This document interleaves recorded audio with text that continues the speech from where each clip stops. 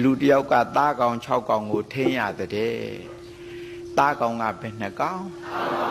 6ကောင်ကိုထင်းရတာတဲ့ပထမဆုံးသားကောင်ကဘာလဲဆိုတော့မွေတဲ့ပထမဆုံးသားကောင်ကဘာလဲ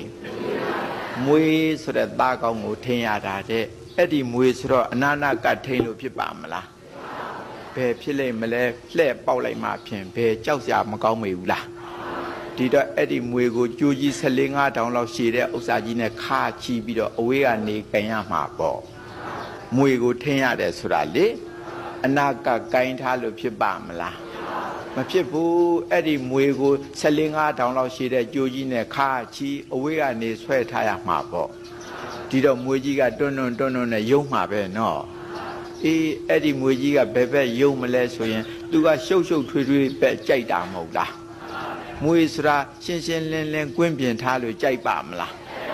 မကြိုက်ဘူးအမိုက်တရိုက်ရှိတဲ့နေရာရှုပ်ထွေးနေရာမဲတဲ့မှောင်းတဲ့နေရာတွင်းနေလိုင်းနေရှိတဲ့နေရာအဲ့ဒီဘက်ပဲသူယုံမှာပေါ့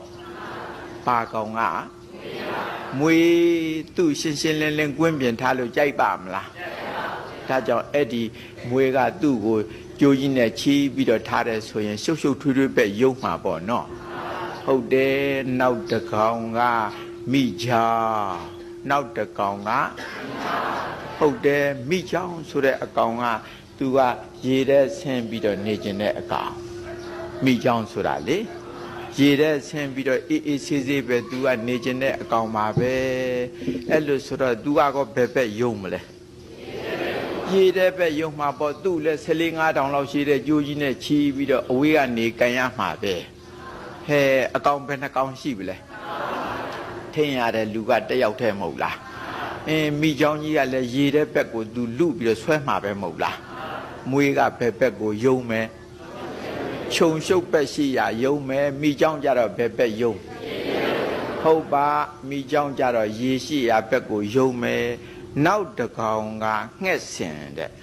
ဘာကောင်နော်ငှက်စင်ဆိုတဲ့အကောင်ကအတောင်ရှိတဲ့အကောင်ဆိုတော့သူကောင်းငင်တက်မှာပေါ့ကောင်းငင်ပဲလူတက်ချင်တယ်အတောင်ရှိတဲ့အကောင်ဆိုတော့လည်းပဲကောင်းငင်တက်ချင်တာပေါ့ဘာကောင်တဲ့ငှက်စင်သူ့ကိုလည်း14-15တောင်လောက်ရှိတဲ့ကြိုးကြီးနဲ့ချီးပြီးတော့အဖျားကနေကိုင်းထားမယ်နော်အခုဆိုရင်မဲ့သားကောင်ကဘယ်နှကောင်နော်3ကောင်ကြောင်းရတဲ့လူကတယောက်တည်းဟုတ်ပါ3ကောင်ကိုကြိုက်ရယုံရမှာပဲပေါ့ဟေးနံပါတ်1ကဘာကောင်ပါလိမ့်နံပါတ်2ကြတော့နံပါတ်3ကငှက်စင်ဆိုတဲ့အကောင်ဟုတ်တယ်နော်ဟုတ်တယ်နံပါတ်4ကြတော့အိမ်ခွေနံပါတ်4ကအိမ်ခွေတဲ့ခွေဆိုတဲ့အကောင်ကအားရှိစားကျင်တာပဲဟိုပါဇက်ကလေးတပြက်ရှာလေးတစ်လစ်တဲစားကျင်တောက်ချင်တဲ့အကောင်မဟုတ်လားသူ့ကိုလည်းထိန်ကြစို့ဆိုတော့14-15တောင်လောက်ရှိတဲ့ကြိုးကြီးနဲ့သူ့လည်းခါချီထားပေါ့အဝေးကနေကိုင်းနေဆိုတော့သူကလည်းဘက်ယုံမလို့ဆိုတော့စားစရာတောက်စရာရှိတဲ့ဘက်ပေါ့ထမင်းအိုးချောင်ဘက်ယုံမှာပေါ့အိမ်ခွေလေစားစရာကအဲ့ဒီထဲပေါ်တယ်မဟုတ်လားခုကိုပဲသားကောင်ကဘယ်နှကောင်ဟို4ကောင်အိမ်ခွေအမြဲတမ်းစားဖို့တောက်ဖို့ပဲသူကလူတယ်မဟုတ်လားဟုတ်ပါနောက်တစ်ကောင်ကတော့တော်ခွေပါတယ်တော့တော်ခွေဆိုတာကတော်တဲ့ပဲယုံနာပေါ့တော်တဲ့ပဲယုံပြီးတော့တုတ်တန်းမှနေမယ်လူတွေလာပြီးတော့မြုပ်တယ်ဆိုရင်သူတွေကောင်တွေဖော်စားဒီလိုအကောင်ပဲအာရှိပြီးဆိုရင်ကြောစင်အိတ်တယ်ဟုတ်ကဲ့နော်ခုကိုပဲသားကောင်ကဘယ်နှကောင်ဟဲ့ဒီတော်ခွေကိုလည်းခါကြိုးကြီး14-15တောင်လောက်ရှည်တာနဲ့ချီးပြီးတော့ကင်ထားမယ်ဆိုရင် तू ကတော်တဲ့ပဲယုံမှာပေါ့ကြောင်းရတဲ့လူကတော့တယောက်ထဲလားကြည်စံသားကောင်ကအခုဆိုရင်ပဲ9ကောင်တွေ့ပြီမဟုတ်လားကြိုးကြီးတွေ14-15တောင်လောက်နဲ့အသီးသီးချီထားတာမဟုတ်လားဟုတ်ပါအဲ့ဒါလို့ချီထားတာတော်ခွေဆိုတော့ဘယ်ဘက်ယုံမယ်တော်ခွေတော်တဲ့ဘက်ယုံတာပေါ့ဟုတ်ပါနောက်တစ်ကောင်ကြတော့မြောက်တယ်ဗါတဲ့တော့မြောက်ဆိုတဲ့အကောင်ကတစ်ပင်တက်ချင်တာပဲတစ်ပင်တောင်နေအပင်မျိုးမကြိုက်ဘူးမြင့်အပင်မှကြိုက်တာ မြင့်မြင့်အပင်မှာလဲအမြင့်ဆုံးခိုင်းကိုတက်ပြီးတော့ဟိုလှမ်းမျောကြည့်ဒီလှမ်းမျောကြည့်အဲ့လိုလောက်အောင်မှကြိုက်တဲ့အကောင်မဟုတ်လားသူ့လဲ14-15တောင်လောက်ရှိတဲ့ကြိုးကြီးနဲ့ခါချီဟောအဖျားကနေကိုင်းထားယုံမှာပဲသူကဘယ်ဘက်ယုံမလဲအသစ်ပင်မြင့်မြင့်ပဲစီယုံမယ်မဟုတ်လားကြည်စမ်းကြိုးကြီးတွေအသီးသီးနဲ့14-15တောင်လောက်ရှိတဲ့ဥစ္စာကြီးတွေနဲ့ချီပြီးတော့ထားတာကျောင်းရတဲ့လူကဘယ်2ယောက်ပါလိမ့်တယောက်သားကောင်ကဘယ်2ကောင်ဟုတ်တယ်နံပါတ်1ကဘာကောင်ပါလိမ့်နံပါတ်2ကနံပါတ်3ကနံပါတ်4ကနံပါတ်5ကနံပါတ်6ကဟုတ်တယ်သားကောင်6ကောင်ကြိုးကြီးတွေအသီးသီးခါချီလို့မဟုတ်လား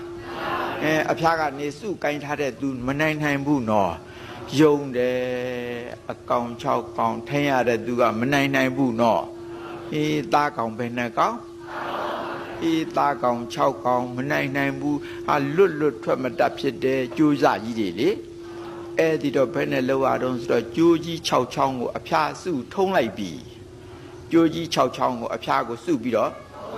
ထုံးလိုက်ပြီထုံးတာတော့မှမနိုင်ဘူးအာတန်တဲ့အကောင်ကဆွဲသွားလွန်းလို့ဟိုတော်ကြီးကိုတခါတည်းဆွဲပြီးတော့ထင်းယူရတာ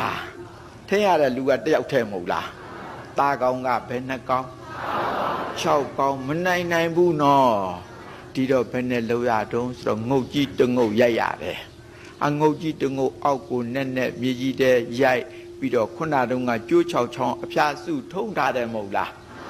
အဲ့ဒီအထုံကြီးကိုခုနတုန်းကငုတ်ကိုချိတ်လိုက်ရတယ်အဲ့လိုဆိုတော့ဒီအကောင်လေးယုံနိုင်သေးလားမေထိမ့်မုံထိန်ကြီးကအဲ့လိုမဟုတ်လားသားကောင်ဘယ်နှကောင်နံပါတ်1ကနံပါတ်2ကနံပါတ်3ကနံပါတ်4ကနံပါတ်5ကနံပါတ်6ကသားကောင်6ကောင်ဒါကဥပမာပါတန်စာစင်တာပါ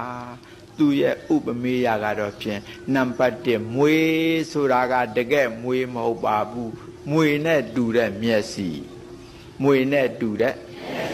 ဘုန်းကြီးတို့တရားဓမ္မတို့ကိုစီကိုငါမျက်စိမပါကြဘူးလားအဲ့ဒီမျက်စိကမွေနဲ့တူတယ်မွေဟာရှုပ်ထွေးကိုတဲကြိုက်တယ်မဟုတ်လားအဲ့ဒါလိုပါပဲမျက်စိကလက်ရှုပ်ထွေးမှကြည့်ကျင်တာမရှင်းလင်းဆိုရင် तू မကြည့်ကျင်ဘူးဘုန်းကြီးဘေးနာပဲကဲကကြကြီးနှစ်ခုရှင်းထောင်ထားမယ်တစ်ခုကဘာမှမရေးနဲ့ပြောင်းတဲ့အတိုင်းထားပေါ့ပြောင်းထားပါဟိုတစ်ခုကတော့ပန်းလက်ကလေးတွေကောက်အယုတ်ကလေးတွေနဲ့အဲ့လိုရေးထားလို့ရှင်ပဲကကြကြည့်ကြမလို့အရှုပ်ထွေးပန်းကက်ကလေးတွေရေးတဲ့ဥစ္စာကြည့်မှာမဟုတ်လားပြောင်းထင်းကြီးရေးထားတဲ့အဲ့ဒီကကြကိုကြည့်ပါမလားမျက်စိဆိုတာရှုပ်ထွေးတဲကြိုက်တာကိုဒီတော့ဘာနဲ့တူတယ်မွေနဲ့တူတယ်မွေကလည်းရှုပ်ထွေးမှကြိုက်တာမဟုတ်လားဟုတ်ပါသွားကြမယ်ဆိုပြီးတော့ရှုပ်ထွေးပွဲကင်းတဲ့သွားမယ်ရေသပင်ရေပတာသွားကြည့်မယ်ရှုပ်ထွေးပဲသူကြည့်ကျင်တာမဟုတ်လားဘာကတော့မျက်စိကဒီတော့ဘာကောင်းနဲ့တူအမွေနဲ့တူပါဒီလိုပြောတာကိုဖျားကိုရောမြတ်ကြီးကသူ့တရားကိုစိတ်ဝင်စားစေခြင်းလို့မျက်စိလို့တန်းပြောလိုက်ရင်ယိုးတာပေါ့ဒီဥစ္စာပြအဆန်းလုပ်လို့ဆိုပြီးတော့တိတ်စိတ်မဝင်စားဘူးဒါကြောင့်မွေမျက်စိဟာမွေနဲ့တူတယ်လို့ဆိုတော့မွေစပြောတာမဟုတ်လားဘာများပါလိမ့်လို့အောက်မေတယ်ပြီးတော့မွေဆိုတာတကယ်မွေမဟုတ်ပါဘူးတဲ့ဘာတဲ့တော့မျက်စိပြောတာပါဆိုတော့ဒီလိုကိုနောက်တစ်ခုကနံပါတ်2ကျတော့ဘာအကောင်ပါလိမ့်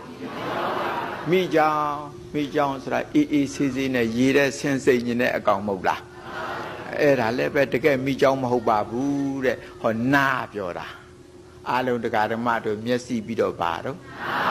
နာဆိုတာပါတယ်မဟုတ်လားနာအေးပါအေးနေခြင်းတယ်နာလားမဆူကြစမ်းနဲ့ဟဲ့ငါနာအေးပါအေးလေးနေပြစီဒီလိုမဟုတ်လားဒီလိုနာကဘာကောင်းနဲ့တူမိကြောင်းနဲ့တူတယ်နာအေးပါအေးမဟုတ်လားနာအေးပါအေးမိကြောင်းနဲ့တူတယ်နံပါတ်2မိကြောင်းဆိုတဲ့ဥစ္စာကဘာနဲ့တူနာကဘာနဲ့တူ အဲ့ဒါလိုပါနာအေးပါအေးနေခြင်းနဲ့မဟုတ်လားအဲ့ဒါတန်စာဆင်းပြောတာပါတဲ့